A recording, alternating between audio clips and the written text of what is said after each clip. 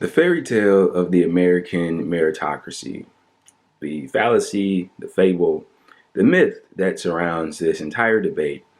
Now, before I really get into this, I want to give a little bit of backstory behind the means of me feeling like I needed to make this video. So I was recently having a conversation with an individual, and essentially what went on was the following. He was complaining to me about his job, his working condition, and the conversation kind of went in the direction of him literally saying, I feel like I was born in the wrong country. And I said, really? And he says, yeah. And then he goes on to describe how people in Denmark are treated. And it really piqued my interest because, I underestimate my fellow Americans sometimes because, Americans, generally speaking, can be very ignorant of what goes on outside of America. And that's a very true statement. I don't think that should be disputed because we've seen evidence of it time and time again. But this individual actually, he knew, at least a little something of what goes on outside the country and how other countries treat their population.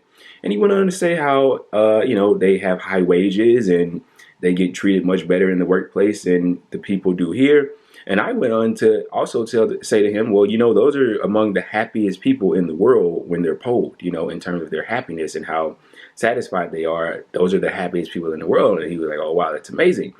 And I went on to say, in this country, in America, when you are born into a economically unstable situation, a situation where you don't have much to begin with, it can be very difficult, in fact, in some cases impossible, to actually attain prosperity or anything in a relatable sense to prosperity. And after I said that, he pushed back by saying the following. Well, no, this is actually a great place. I mean, all you really got to do is want it. You just got to work really hard and you have to want it bad enough. I mean, this literally came out of his mouth after he just got done complaining about his job and how it was bad and how he wished he was born in a different country. I mean, just the blatant hypocrisy. And I wanted to say to him after he said that, well, what happened to you? Did you not try hard enough? Did you not put in the effort? Did you not want it bad enough? I mean, that's what you just said. I mean, these are two contradictory arguments that you're presenting here, but I didn't say that. I refrained from doing so because I didn't want to be disrespectful, but it brought me to make this video about how Americans at large are generally brainwashed into thinking that, oh, the richest people in the world are so rich because they're just that great and they're that amazing and they're the smartest, right? And they're the hardest working. No, that's not true in the slightest. And I think that the biggest example of it is what we've been seeing from the workers of this country over these past couple weeks and months. If you haven't been paying attention, that's the only way you haven't seen it is if you haven't been paying attention. Look at the vast array of strikes that are going on across the country. You have the Kellogg's workers, you have the coal miners in Alabama, you have the Starbucks workers trying to unionize in Buffalo. I believe you have medical personnel in Buffalo and in California as well, maybe some in Seattle, I believe. I mean, the Hollywood workers, I mean, just labor strikes, labor movements, the John Deere workers most recently. So those people, those workers that are striking for better benefits, better wages, pensions, health care, better working conditions, all the rest. So on that logic, the reason that they're striking, the reason that they're not making enough money, the reason that their health care is being taken away from them by their employer, by that logic, is because they didn't want it bad enough. They didn't work hard enough. They didn't work even more hours. They didn't give enough of themselves to their company. Do you see now how absurd that sounds? Yeah, because it is. It's exactly that.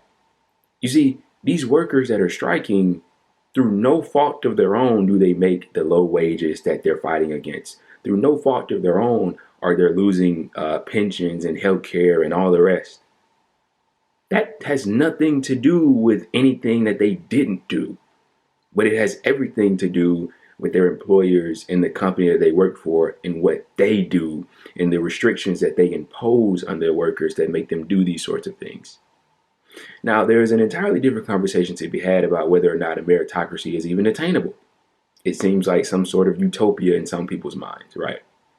But in my view, what I think that we should do as a society is try to move towards what an actual meritocracy would look like. And I try to describe it to you here and now. First of all, and many people will say this, many progressives and many enigmatic figures have said this in the past, and I'm just giving you recycled knowledge here. You are not truly free, in my honest opinion, in any society until your basic necessities are met. Basic necessities meaning healthcare, a guarantee to a job, a living wage. Need I remind you that the federal minimum wage in this country is not a living wage, $7.25. Nobody can live on that anywhere in this country. Okay? Half of workers in this country make $30,000 a year or less. Okay? So a living wage, healthcare, housing, a job, the basic necessities of life. Give that to people. And when people actually have that, then see what they make of themselves. And also, in terms of our society, we don't cater to the individual. We don't cater to our populace. We don't seek in people what they're the best at, how they can best help the society in their own way and set them up on a path to where they can achieve not only happiness by doing something they love, but also doing something that they're the best at, and so that they know that they're contributing their very best to society, and we know that we're getting the best out of them. We don't do that. No. We set it up to where you go through this educational system that's incredibly faulted and has many things wrong with it. And so when people fail and they don't end up in a place where they would like to be, need I remind you that literally half of workers in this country would like a job change. They would like to change what they do for a living because they're unsatisfied. And the system that we exist in promotes that type of unsatisfactory feeling that a lot of workers have. They feel like they're in dead-end jobs where there's no room for growth. They don't become stimulated by what they do. They don't enjoy it. Okay. And the system that we have promotes that. And so when you fail ultimately and you don't achieve prosperity, right, and you're not able to provide for yourself, you have to, I don't know, maybe relinquish yourself to unemployment, or, you end up out of a job for whatever reason. Maybe it's through no fault of your own. It's very convenient for the owner class and the people that have set up the system in the way to which it's obviously rigged, and it just screws you over so that they can then turn around and say, oh, well, it's your fault. You didn't try hard enough. You didn't want it bad enough. You just don't have it in you. You didn't go to this place or that place, or you don't have this education, or you just don't have the skills. How do they know you don't have the skills? It was never explored. You never given the opportunity to showcase your potential, the fact that you may be able to do something. And that's what we have.